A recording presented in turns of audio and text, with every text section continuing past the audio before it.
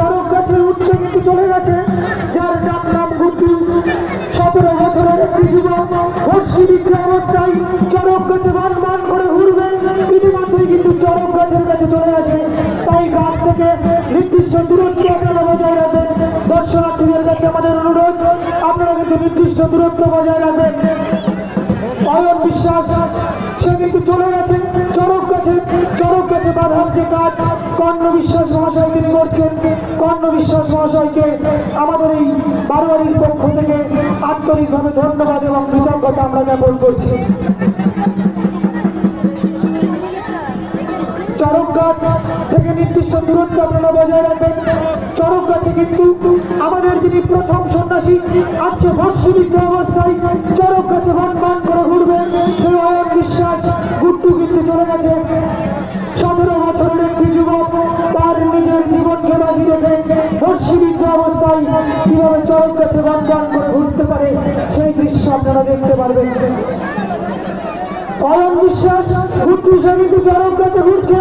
সন্ন্যাসীদের অনুরোধ করবো আপনারা নাম ধরবেন, মায়েদেরকে অনুরোধ করবো আপনারা উলুর ধরে নেবেন, সন্ন্যাসীরা নাম নেবেন, মায়েরা উলুর ধরে নেবেন।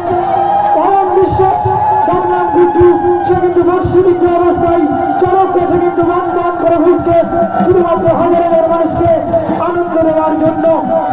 দেশের 1984 সালের সুন্দরবন থেকে ছিটকে এসেছিল রয়্যাল বেঙ্গল টাইগার, যার ভয়ে একটা সময় বাংলার মানুষ স্তম্ভিত হয়েছিল, কম্পিত হয়েছিল।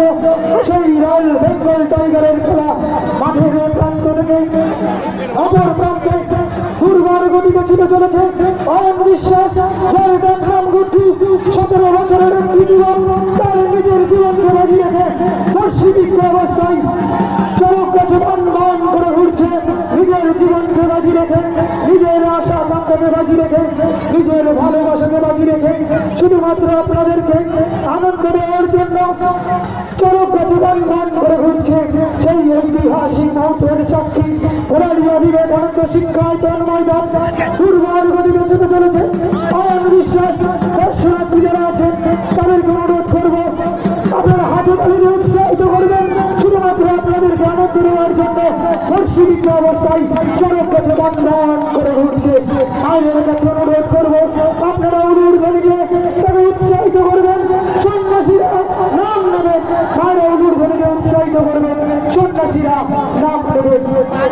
একটি 17 বছরের যুবক তার নিজের জীবনকে বাজি রেখে কিভাবে বর্ষবিদ্ধ অবস্থায় চরক গাছে বান বান করে ঘুরতে পারে যা হয়তো চোখে না দেখলে আপনারা বিশ্বাস করতে পারতেন না, আপনারা অনুভব করতে পারতেন না। এই চরক মেলার কি ঐতিহ্য, ওরালিয়া পশ্চিম পাড়া বারোয়ারি তার যে ঐতিহ্য, তার যে পরম্পরা সেই বহন করে চলেছে ওরালিয়া বিবেকানন্দ শিক্ষায়তন ময়দান। ওরালিয়া বিবেকানন্দ শিক্ষায়তন ময়দান সেই ঐতিহ্যমণ্ডিত চরক মেলার সাক্ষী। ঐতিহ্যমণ্ডিত চরক মেলা সেই বান বান করে ঘুরছে। আর আপনারা দেখছেন 17 বছরের একটি যুবক অয়ন বিশ্বাস, যার নাম গুড্ডু, নিজের জীবনকে বাজি রেখে বর্ষবিদ্ধ অবস্থায় চরক গাছে বান বান করে ঘুরছে।